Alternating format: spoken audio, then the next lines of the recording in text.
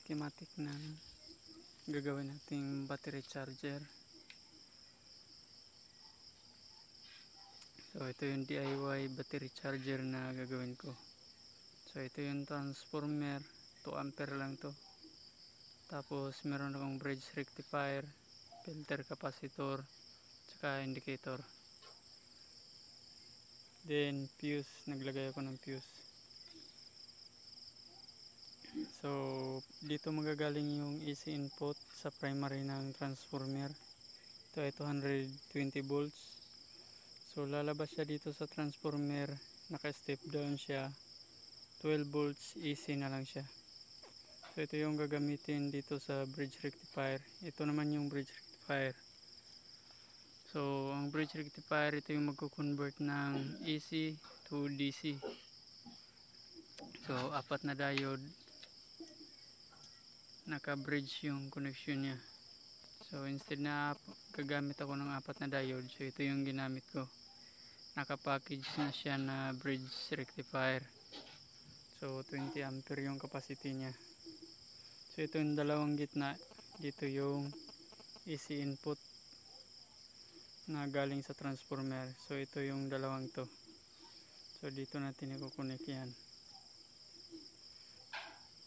Then itong may gatla na to, itong may tapyas, yan yung positive side ng bridge. Yun yung papunta dun sa main filter. So itong linya na to, dito itatap yan.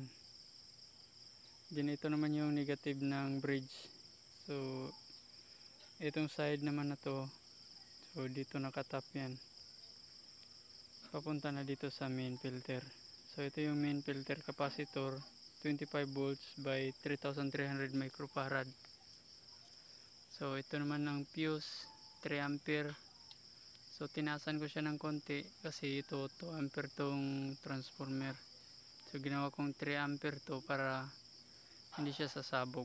Kasi kapag 2 ampere ang ilagay, sasabog din. Kasi match lang. So protection to dito para may short circuit sa output, mag-open lang to. So safe yung bridge rectifier, hindi siya madadamage. So magbublown tong fuse na to, so wala nang hindi na mag-output. So naglagay ako ng 1K na resistor dito para sa LED na indicator. Then nakatap siya dito sa out na ng fuse para pag nag-cut dito, mawawalan din ng supply to. So mabilis siyang ma-detect. Kapag walang ilaw yung indicator, so possible na putol na yung fuse. So ito yung buong operation ng circuit. So ilalagay ko na siya sa enclosure.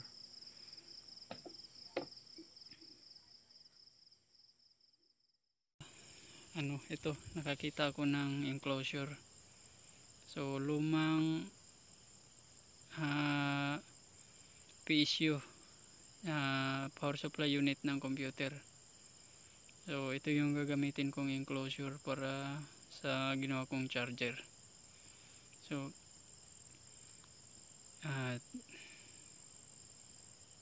pagkatapos tinanggalan ko na to ng laman. So ito yung laman niya, tinanggal ko. So hindi ko na to gagamitin. So ililipat ko na lang to sa ibang maglagyan kapag gagamitin ulit. So ito, nalagay ko na yung transformer tsaka yung bridge na rectifier. Okay.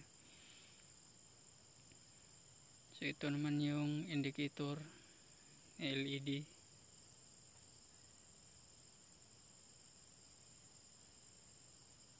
So ito yung resistor 1K na 1.8 watts.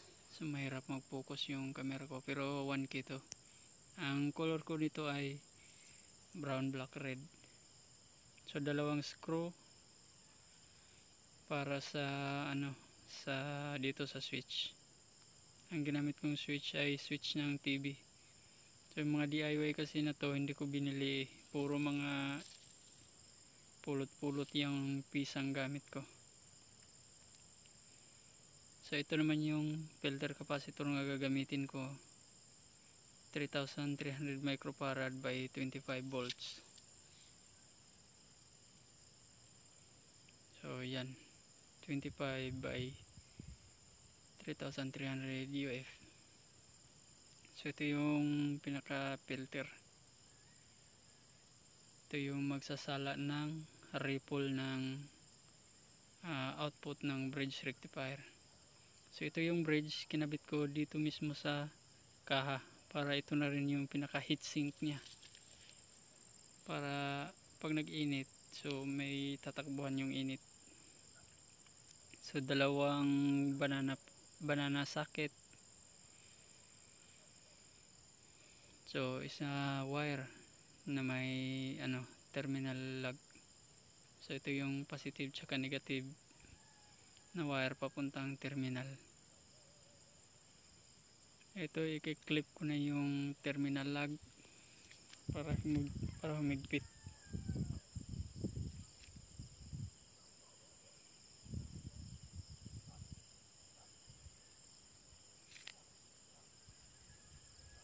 So yun, mahigpit na. So pati itong isa i-clip din.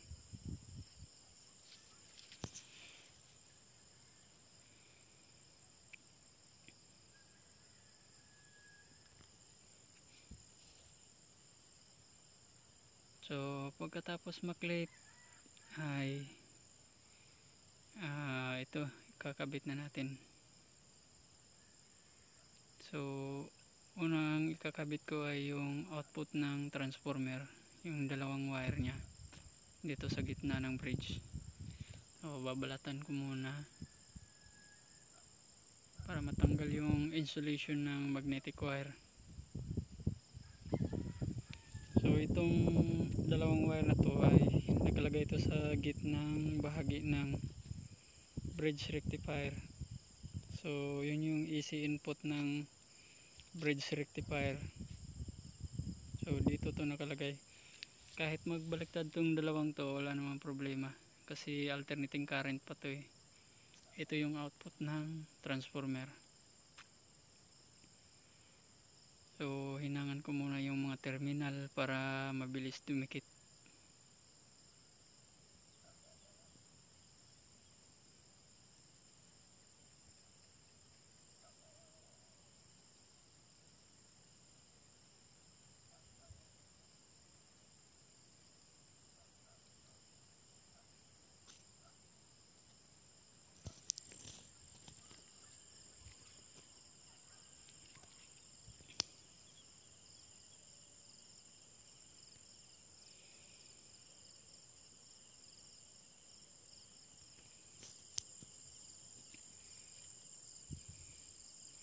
So pagkatapos nun, so ikakabit ko na yung yung AC line, yung AC output ng transformer dito sa gitna ng bridge rectifier natin.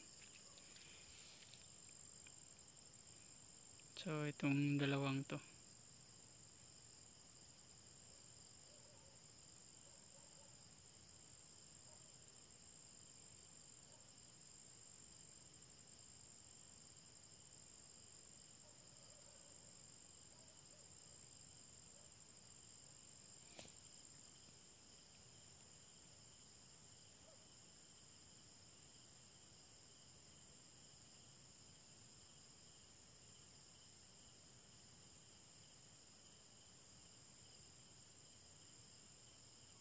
So yun, ihinang ko na.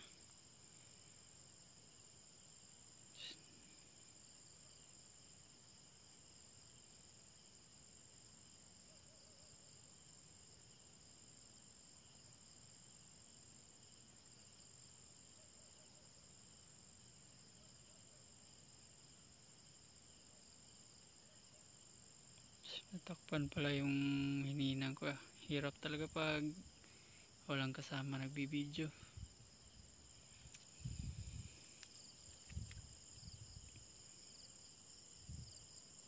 So yun, nakakabit na yung dalawa. Ang isusunod ko na naman ay itong filter. So ilalagay ko na. So yung negative yung walang tapyas. So dito natin ikakabit yung negative ng filter capacitor. So ito yung negative ng filter, yung may puti sa gilid.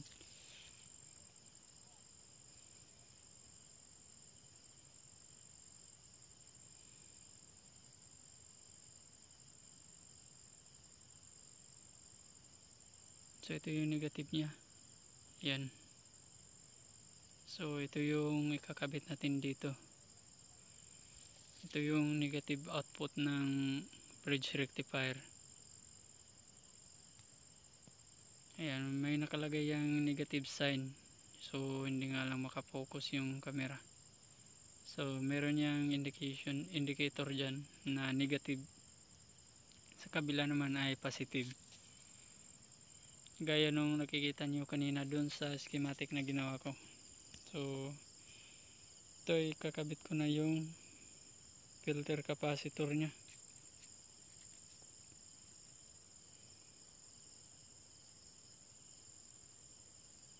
So ganito na lang yung pagkalagay ko para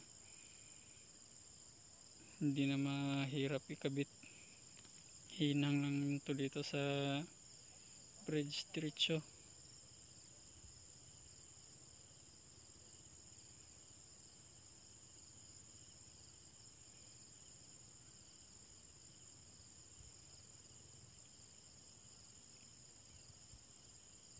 So ito, mataas kasi ito dito kaya jumper na lang natin ng wire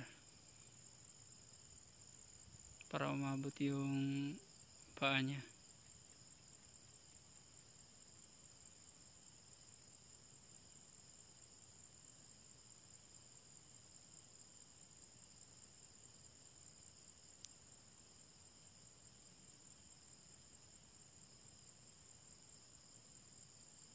Kakabit lang natin dito sa positive side na output ng bridge. Tapos kukonek lang natin din dito sa positive ng filter capacitor natin.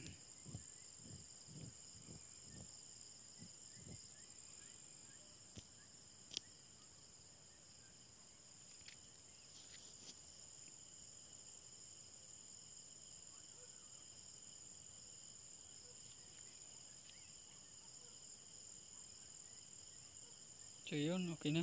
Matibay na yung bridge, yung filter. Susunod natin yung positive tsaka negative na wire nya. Ito yung magkukonekta papunta dun sa banana plug, banana socket. Ito yung papunta na dun sa terminal.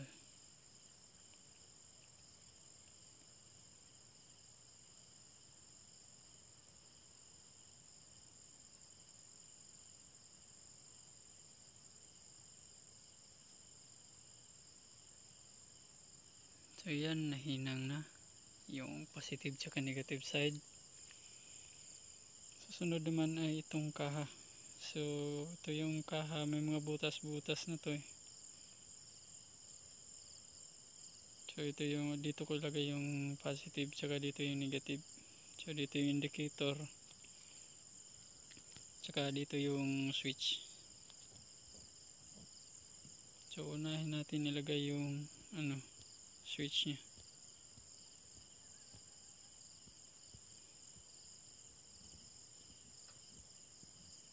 So ito i-screw natin yung dalawang screw kanina.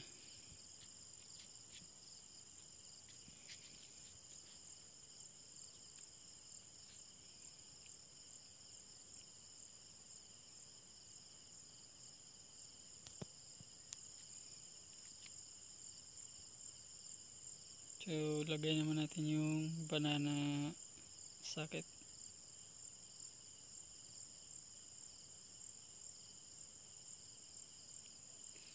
So dito natin nilalagay yung positive tsaka negative terminal.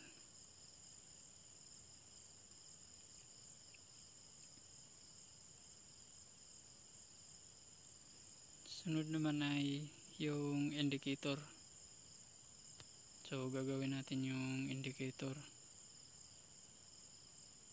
So testing muna natin kung okay yung LED.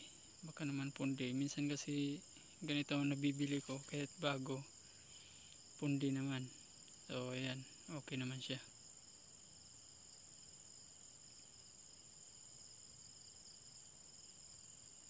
So yun, positive side yung mataas na paa, negative naman yung maiksi.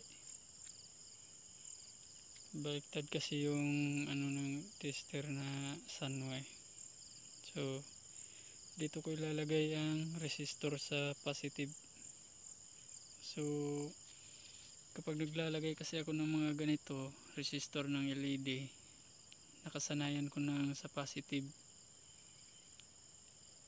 Pero kahit sa nilagay yan, gagana pa rin naman yan eh.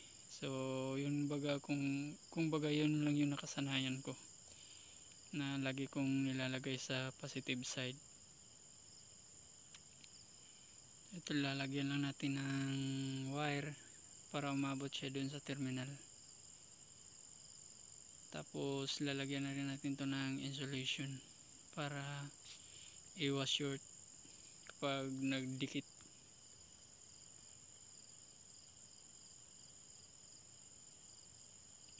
So yun, natapos na. Ikabit na natin dito sa pwesto niya. So dito yung pwesto niya, medyo maluwang, kaya didikit na lang natin.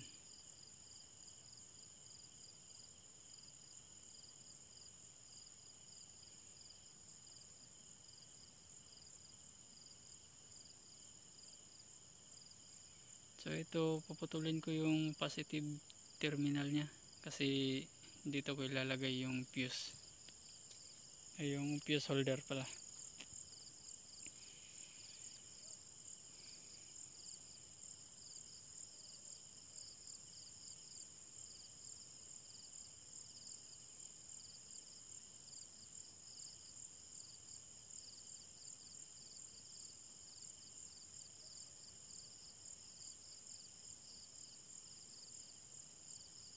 So ito, ikakabit ko na yung wire niya dito sa out ng,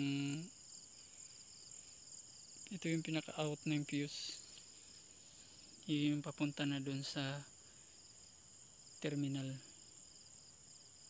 sa ano, banana socket. So ayan, nakakonect na, diretso na siya sa terminal, positive terminal. Yan. Tapos ito naman yung galing dito sa bridge.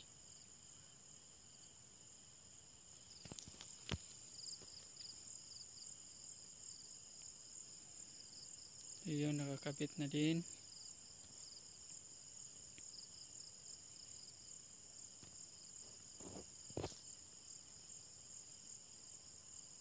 Yung susunod ay yung ano, itong ano, yung negative. Itong negative, diretso lang to doon sa terminal. So, lagyan na natin ng nut para mahigpit.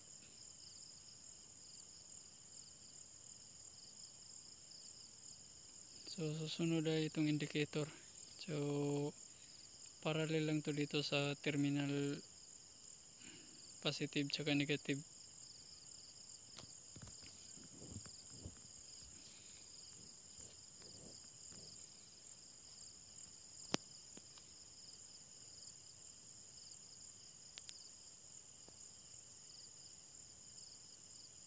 So dito ko naman siya ilagay.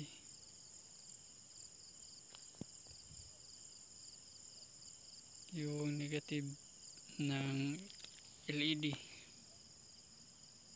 So dito lang. Tapos ito yung positive. So yung positive ng LED, dun ko nilagay sa out ng fuse papunta na dun sa terminal. Para in case pag naputol yung fuse, so walang indicator, madaling matrace. So ito, okay na.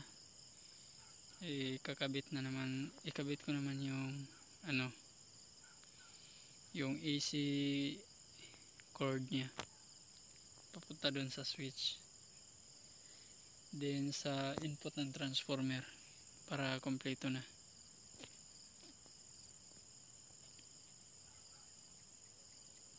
So dito natin nilagay yung sa transformer, input ng transformer.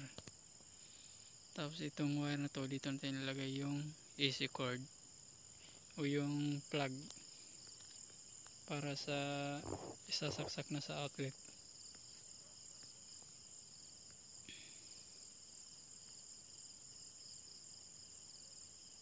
Lalagyan lang natin ng tape para iwas kuryente. Ayan, binalot ko din yung switch ng tape kasi expose yung parts nya. Yun, okay na, gumana na siya, umilaw na. So ito na yung finished product, testing na natin.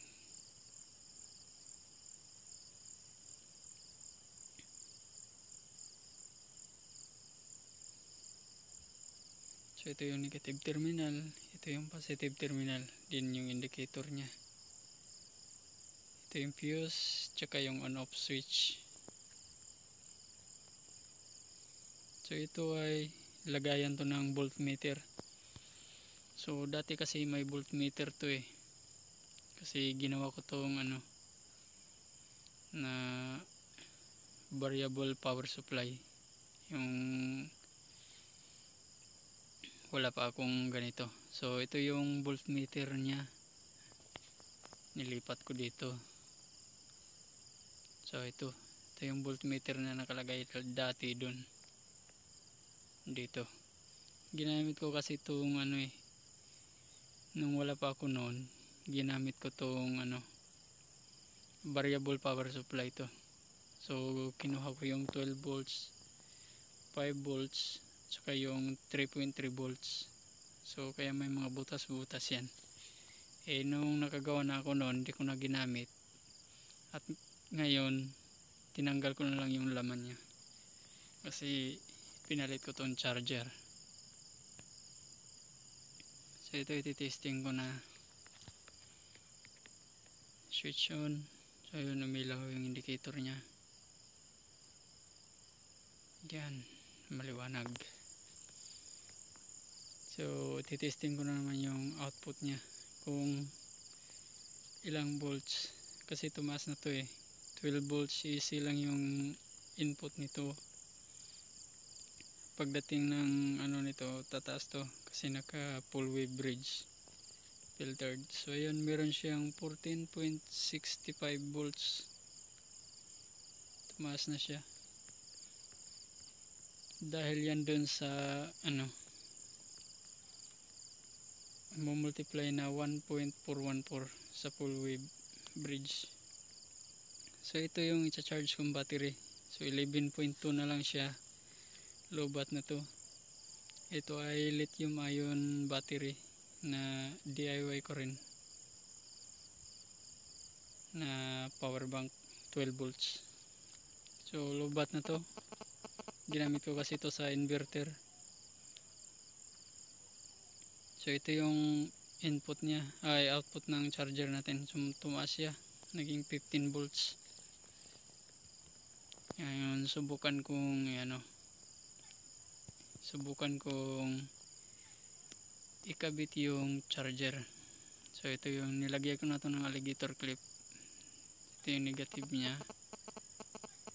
and ito yung positive. Subukan natin i-charge tong lithium ion battery na to.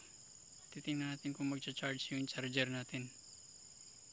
So yun, bumaba siya, naging 11.65 volts. So ibig sabihin, nag-charge na siya.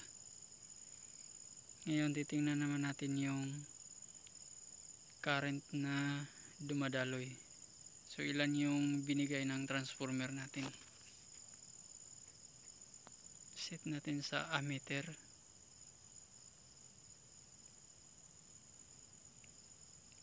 So ayan, naka-set na yan sa ammeter yung voltage tester natin. So So ika-clamp lang natin to para masukat natin kung ilan yung current na dumadaan sa wire. So ayan, so meron siyang 2.06 ampere na charging. Yun yung pumapasok sa battery natin. So good naman yung pagkakagawa, okay siya. So nilabas ng transformer yung capacity niya na 2 ampere. So i-charge ko to. Ayan, matapos ng 3 oras, ito na yung voltahe niya, tumaas na. From 11.6 kanina, naging 12.6 na. So malapit na ma-full charge tong battery na to. So titingnan naman natin yung ano niya, current na dumadaloy. Set ulit sa ammeter, tapos ika-clamp lang. So meron na lang siyang 0.8 ampere. So malapit nang ma-full charge yung battery natin. So maliit na lang yung current na pumapasok. So okay na siya.